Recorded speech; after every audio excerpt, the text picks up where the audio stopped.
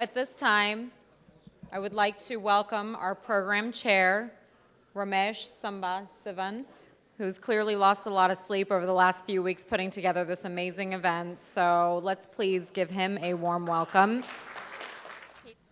Thank you very much. It's a team effort. There's a lot of unsung heroes working behind the scenes. And I don't like suits because you can't roll up your sleeves. You can't roll up your sleeves and work, right? It gives me immense pleasure to be introducing the next keynote presenter. And that's Kirstie Chadwick. She is coming here all the way from Orlando. And she's the president of the International Business Innovation Association.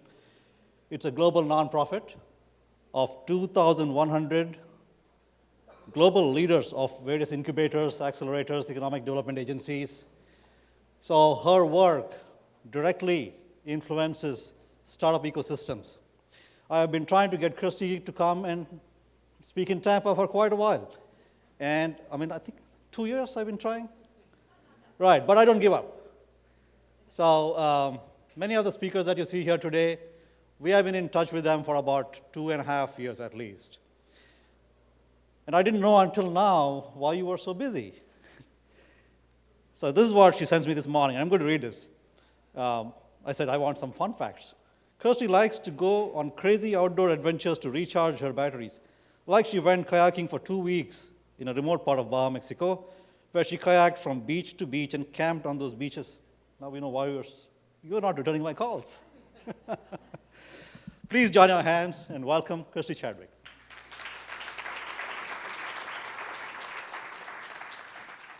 First of all, I am really, really excited to be here and see this group of folks, and you'll understand why as I go through my slides here. I know you're looking at that slide over there going, there is no way she's been at this for 25 years because I know I look like I should have been on the millennial panel. And my husband says that to me every day as well. He says I don't look a day over 32, and he's right. So thank you for letting me have that moment. All right. In fact, I actually started a while ago. This is 1987. This is actually my coworkers, and we were working in an innovation lab at what was then Martin Marietta in Orlando. It's today called Lockheed Martin. I was recruited right out of college. I got a software computer science degree from UCF way back in the day, and you can look at the date and figure that out. But these are the actual systems I was programming, and what we were building was embedded operating system, or embedded systems that were doing some pretty cool image processing applications, including this system that today the government uses to track fingerprints for the bad guys. So I learned a whole bunch while I was there, including how to program embedded operating systems. And for those of you guys that have all these really fancy schmancy tools that you use today to program, well, we didn't have them back then, so we got to just program that darn hardware right there. It turned out that Martin was a little more innovative than you would have thought even back then, because this particular operating system that I ended up programming was the brainchild of a Silicon Valley software startup called Wind River Systems. That's, it was luck of the draw that I happened to be, programming that particular system.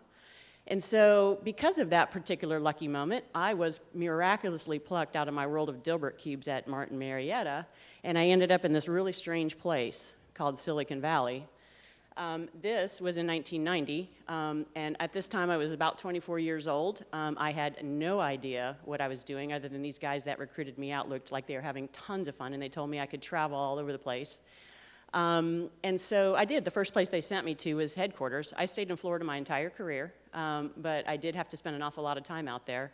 And when I walked into the door of Wind River Systems for the first time, I was the 28th employee, and it was just such a bizarre place. They handed me my W-2s and my non-compete agreements and, all those things that tech startup, employees get to sign. And then they handed me this thing that said stock options, and I had no idea what that was, but it was part of the package, so I signed it. And then they sent me to the back of the building, and I got to meet the engineers because I was an engineer at the time, and my job was to, basically, help the cheesy salespeople, stay honest and take the technology side of sales out to our customers.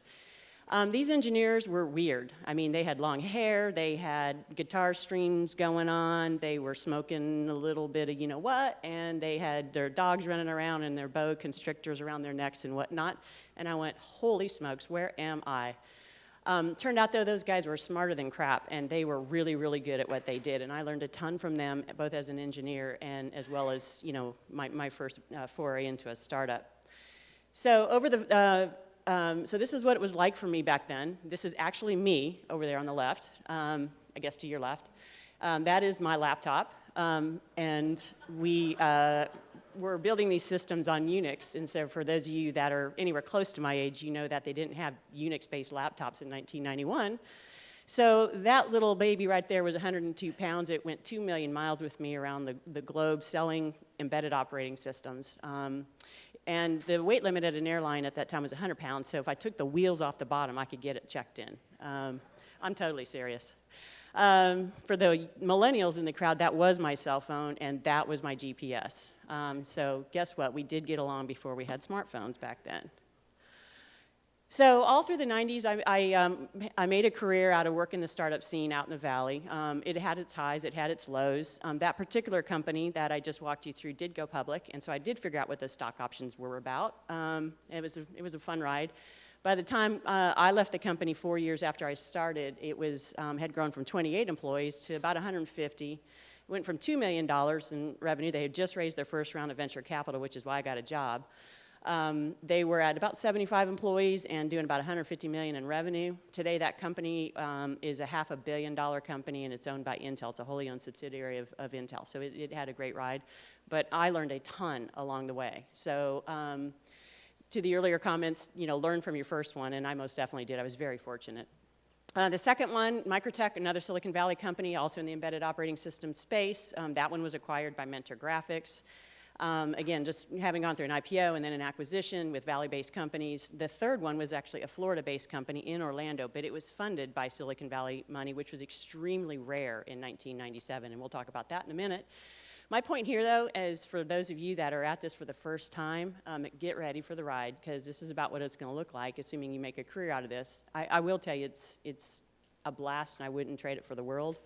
But after about 10 years and 3 startups, me and a couple of my friends decided it was our turn. We were, as somebody else earlier said, making other people rich was great, and we made some good money too on those exits, but not as much as the founder. So we decided to do our own thing. It was a great time, so I figured I'd have no problem raising capital. It was 1999 after all, and there was a lot of capital flowing around that time. I think ashtrays.com was valued at about 14 trillion or something like that. It was ridiculous. I just couldn't figure it out, though, because in the 90s until this time, startups were just built the good old-fashioned way. You'd go raise a Series A, a million, maybe 2 if you were lucky. You use that money to go get yourself, revenue and customers. Heaven forbid, revenue. And you would use it, hopefully, to try to get yourself to break even. And then if you did raise a Series B, which most, software companies did, it was growth capital. And typically, at most, 2, maybe 3 rounds, and you were off and running. If you weren't done, you weren't going to get any more money. And that's just the way it was until this. We all know what happened there. Unfortunately, even though there's capital all over the entire United States, there wasn't any in Florida in 1999 when I decided to start my own company. There were no angel groups at the time. There was not a single seed capital firm in the state. There was no incubators. There was no accelerators. The only startups in Florida were condo building builders, and that was about it. So we took a road trip. We had to go out of state for all of our capital, despite the fact that capital was everywhere except in Florida. We did close our Series A. We got it out of Virginia. There's a VC firm called Draper Fisher Jurvetson out in Silicon Valley, and Draper Atlantic was their East Coast arm, and they were gracious enough to give us a Series A. But one of the things I had to do, because I raised my capital in Virginia, is I had to hold my board meetings in Virginia, and once a quarter I got to fly to Virginia and teach the entrepreneurs in Virginia how to start a startup, because I just basically helped a bunch of Virginia entrepreneurs do their thing. It was really annoying. We did start getting some traction. We were in the, actually what we were is basically what Apple ebooks is today, the ebook readers on Apple, but there was no iPhones, there was no ebook readers, so we were just doing it on good old-fashioned computers and the web. But we were after publishers and financial institutions that had copyright requirements so we could secure digital files as they were going over the internet. And so McGraw-Hill Baker Taylor was the largest book wholesaler in the world at that point, and we did our thing. We were getting revenue and doing exactly how I did it all through the 90s. And so we were ready to go raise that Series B, figured we had everything in order, and the very first time I pitched for my Series B, not in Florida, of course, I was in New York City in American Express Venture Capital's office on the day the markets crashed, and I am totally serious, guys. It was that day.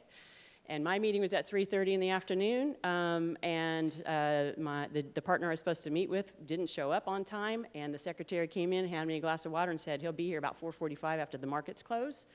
Okay. She said, yeah, they're having a bad day. So this gentleman walks in at about 4:45. He is covered in sweat. He is completely distracted, and he goes, I just lost about, $100 million because all those dot-com bubbles got punctured that day, and he was an investor in a few of those. Needless to say, he didn't hear a word that I had to say about my little company. Then became the hardest year of my career. Raising money in the dot-com crash was unbelievably difficult. And if you talk about, a career time where you learn something, this was mine. 9 months it took. It used to take like 3 weeks, right? And then turned into 9 months. No was just the new norm. Valuations were atrocious. I'm sure those of you that were around know this story, but for the newbies, get ready, because at the end of the day, guys, these are things you can't control. And if you're an entrepreneur out there doing your thing, make sure you just stay focused on your business values first, because then you can ride the wave. We did do it. We got through it. We raised $11 million. We got a reasonable valuation because we had traction and revenue. But of course, none of that was from Florida either. We got more traction. Barnes & Noble, Time Warner, you guys recognize most of these names probably. Our revenues were growing. The pipeline was great. Except we had one fatal flaw, and that is that every one of our customers was in New York City. Every one of them were publishers and financial institutions. And so we had a great pipeline, but 9/11 was a day that impacted all of us, and it impacted my little startup as well. Everybody probably knows where they were that morning. I was about ready to catch a plane to New York City. Why? Because all my customers were in New York City. What happened to us was an interesting, again, just case study of sometimes things just happen. Our pipeline froze, and it froze for a while. We were not cash flow positive at this time. We were getting close, and I had plenty of cash in the bank, as I just told you. So we were in this really strange situation where we had cash in the bank, unlike pretty much every other startup, and yet our market was frozen, and we couldn't do anything about it. We couldn't control this situation. So we waited a month, we waited 2 months. Things were not really clearing out. I mean, these folks were busy burying their dead. There's just nothing you could do. So I went to my board and I said, I don't like what's going on right here with our cash flow situation. We were okay, but still, I just didn't feel comfortable. I did not ever want to have to go raise another round of capital again after what we went through. And so we had the choice of basically retooling our product to a different market. HIPAA, for the doctors that were in the room in the last session, HIPAA was just coming on at that time, needed a lot of privacy. We could have done that. We could wait it out, we could lay off our employees and whatnot, but we would have had to spend the cash we had in the bank to retool it. And so we ultimately decided to do something that, for me, ethically was the right thing to do, and I gave the money back. And just said, I don't feel comfortable burning through this cash, so let's just call it a day and restart it another day. I needed a little time after that. I thought it would be a couple months. I was all prepared to start another company. I loved what I did for a living. I ended up volunteering out at UCF. Their incubators were coming online at that time as an entrepreneur in residence and a board member. And that little time outlasted 6 years because I fell in love with helping the next generation of entrepreneurs. I was basically helping students and faculty and a bunch of techies go through starting their journeys. And I had some experience to pass along, and it just became a passion of mine. So here's what our ecosystem looked like in 2004. So by this time, now we did have 2 angel groups, one in Jacksonville, one in Fort Lauderdale. UCF was just getting started with their incubators. UF had 1 biotech incubator, and they were just beginning their spin-outs.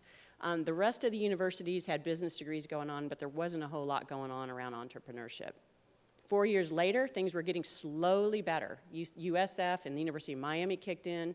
For those of you guys that are angel investors here in Florida, TAM Miami came on board about that time. Unfortunately, Springboard Capital was running out of cash, so we got a new one, but we were losing another one. I was now running the Winter Park Angels. I was the executive director of an angel group as well in the middle of all this. And UCF was growing its incubation network, and the University of Miami started kicking in, and you're going to hear from Susan this afternoon about what's going on down there. But this is about the time frame when that started kicking in.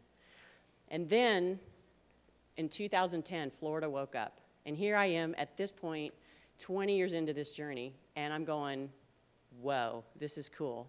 because the tidal wave hit. You know some of these names. Some of them are here in Tampa. Tampa Bay Wave.